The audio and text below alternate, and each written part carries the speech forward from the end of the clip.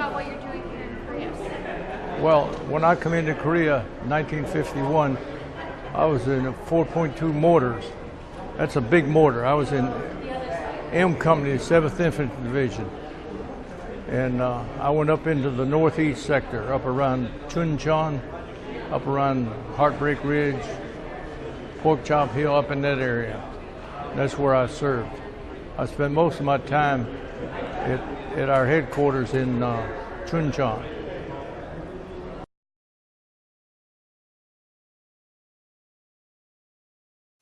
What's your most vivid memory from back then in the Korean War?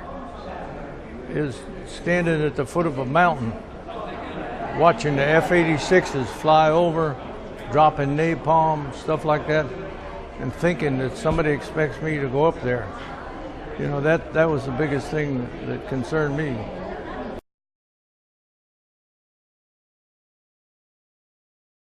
How do you feel coming back here to where it all Oh, it's awesome. What these people have done with this country is just unbelievable. I've been back a couple of times. I served in Korea twice during that early time. I was here as an infantryman the first time. I went home in December of 1951. Then I switched to the Air Force, and I came back in 1954, 55, and I got to see a lot more of the country than, you know, the Korean people. And we spent a lot of time picking up little orphan kids, little kids that were on the road, you know, refugees. And that's my biggest memory of Korea, is what we did with helping build orphanages. And of course, I was in the Air Force then, living on a Marine base. You imagine, we took a lot of flack from the Marines. But the kids were what, I worked with the missionaries and with the little kids getting the orphanages started. That's one of the things that impressed me, what some of them kids did.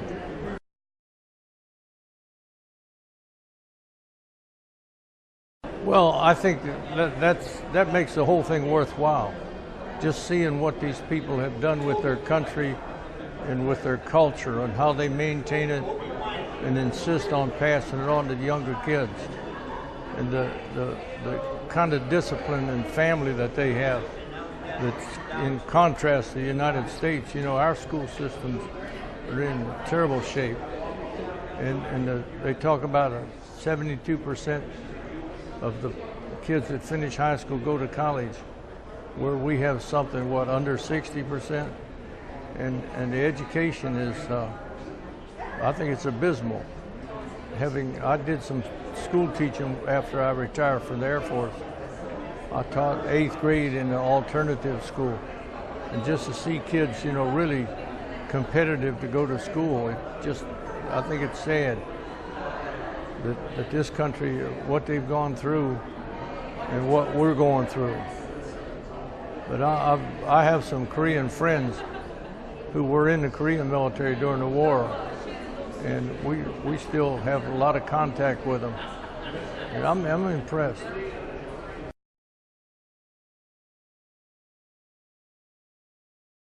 Just to see the difference in the country. Well, first time I come into Seoul, I walked in on a dirt road from Incheon. And this time, the first time I come back, we drove in a state-of-the-art bus, you know, with all this traffic. And somebody said that somebody your age could not believe what it was like or imagine, and somebody my age, you know, can't believe what it's like now. The big difference and the contrast, what these people have done.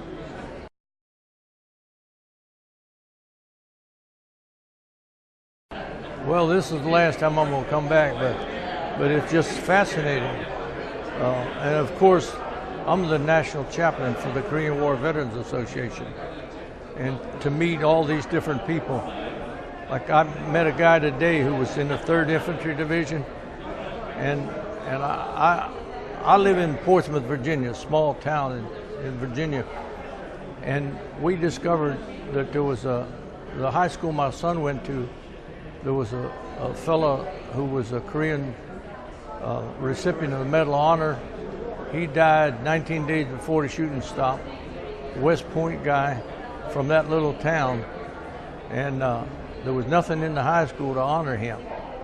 So I got a bunch of Korean War veterans together, and we made a shadow box and got the ribbons, and we got a wall in the library of that high school dedicated to Dick Shea. And he was in the same outfit I was in, but he was there after I was. And I run across this guy today who was a classmate of his at West Point. So he was a staff sergeant in the World War II, and then he got out, went to the ROTC program at Virginia Tech, and got commissioned or got an appointment to West Point. And he had a choice. He was a track star, and he had a choice in 1953 either to come to Korea with his unit or go to the Olympics as a runner, and he chose to come to Korea, and he got killed on the 18th of July 1953 at Pork Chop Hill. But to meet these guys, like a West Point classmate of his, that's something.